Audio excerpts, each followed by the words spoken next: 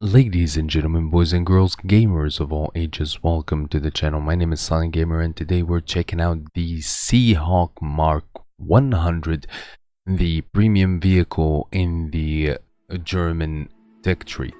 So stay tuned.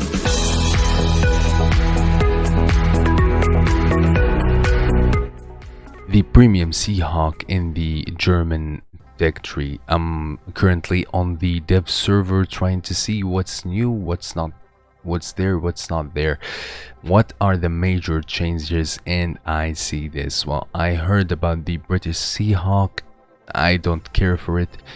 Historically, it was not that successful. It was too heavy. It couldn't take off carriers, especially with bombs. It had real struggles. But I see it in the German tech tree and I go like, what the hell? What is going on here? So the War Thunder, I don't know what War Thunder is trying to do. First of all, with the German tech tree is still messed up. Well, they moved up the ME163B0 up to 9.0. It's not 8.3 anymore. The Messerschmitt is still underneath it, but they need to flip it. They need to flip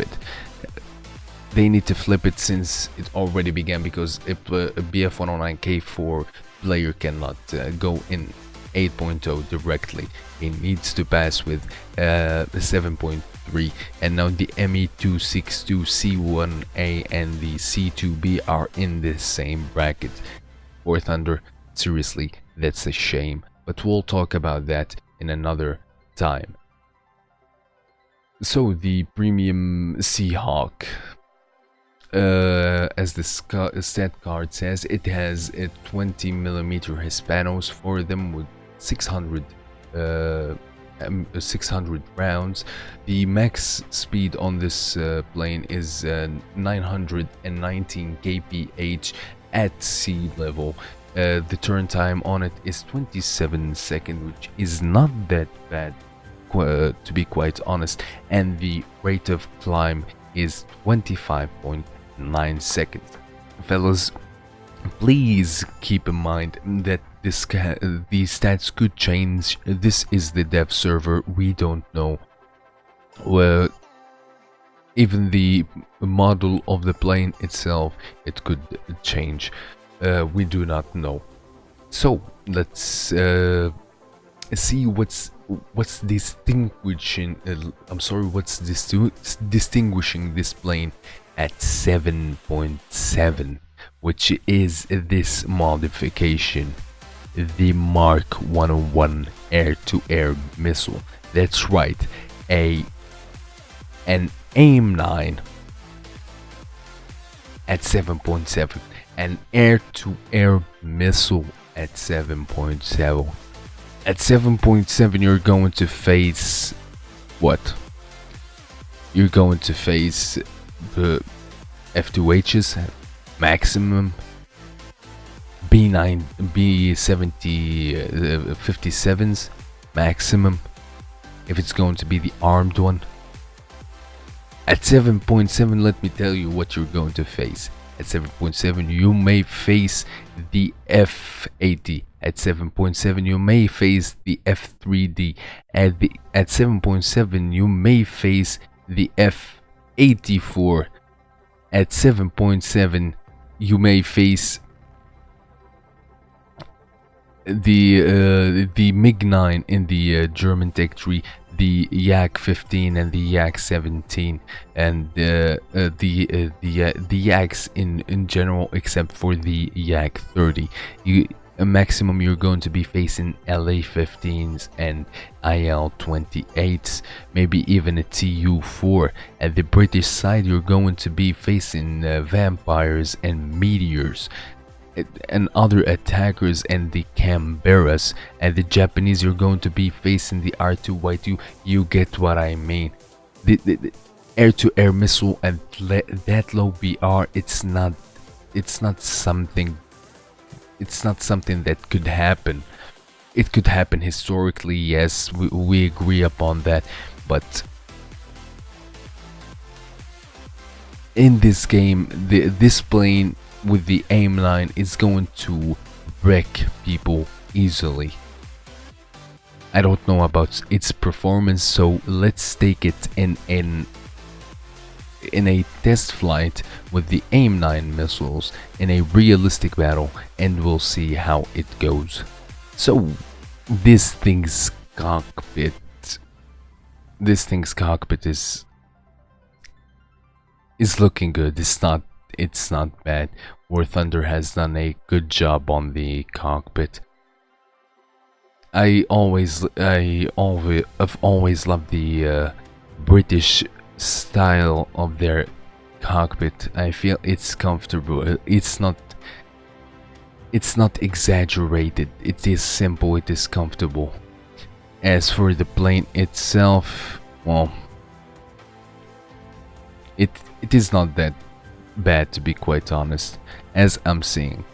So let's start by accelerating and taking off. The acceleration on this thing is not that, it's not its strong suit as seen. It's struggling to accelerate.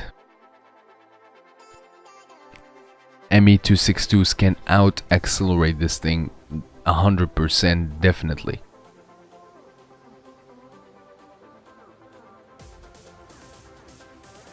And we're up. Let's try to get a bit of speed. Oh yeah, this thing with the two AIM-9s, it's so heavy that it cannot even get its speed.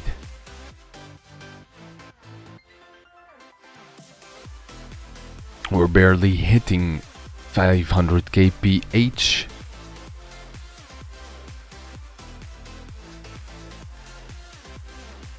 Let's take it in a zoom climb, a bit of zoom climb. Energy retention is not that bad on this plane from what I'm seeing at the moment. Yeah, energy retention is not bad on this plane at all. As for the turn rate, it feels sluggish and bricky, if that makes sense, at low speeds. Let's try to regain our energy again and look at those beautiful missiles. And don't forget the Hispanos, man. The Hispanos Mark V, they shred targets to pieces. This plane, I feel, when you buy this plane, you're going to feel dirty playing it, man. This plane with a bit of altitude, it can reach its speed.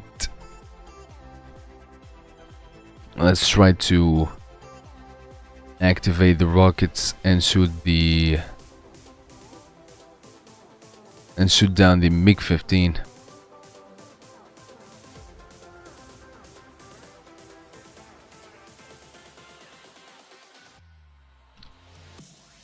Last minute.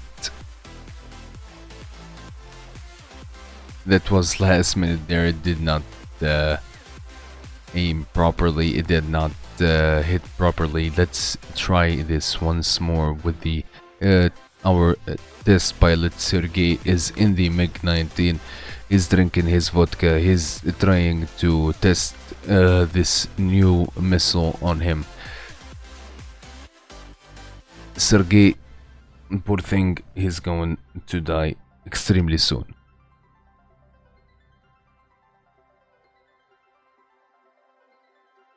Let's see how accurate this thing is.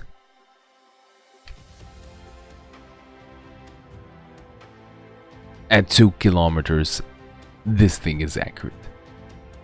This plane is going to feel dirty to play with, man. Seriously, this plane is going to feel extremely dirty to play with, man. This plane is going to is going to turn the tides. This plane If you like being that troll, this plane is for you, man. Seriously, if you like being a troll, this plane is for you. And I guess you cannot air brake and like extend flaps at the same time in this plane. A soft landing with a bit of air braking needed. The Hispanos provide good air braking. These things, gears are not that good if you're trying to drift while you land, which could reduce a lot of your speed. I don't know, man. This plane feels dirty. I really have mixed feelings about this because this plane is going to face other planes that it's going to demolish, especially with those two rockets. And these planes are not that agile, are not that maneuverable to escape, to have a guaranteed escape from that rocket when it locks on. But I guess we have to see when the new patch drops, because this thing is going to be unfair. I am completely sure of it. Other than that, I love it. This thing is amazing. That is my opinion, of course. So, anyway, guys, I hope that you enjoyed the video. This was only a review for the vehicle. Comment, subscribe, like, share, do whatever you fancy. Everything that you do helps out the channel. If you don't want to, it's okay. I really do not mind it. So I guess I'll see you in the next video. Take care.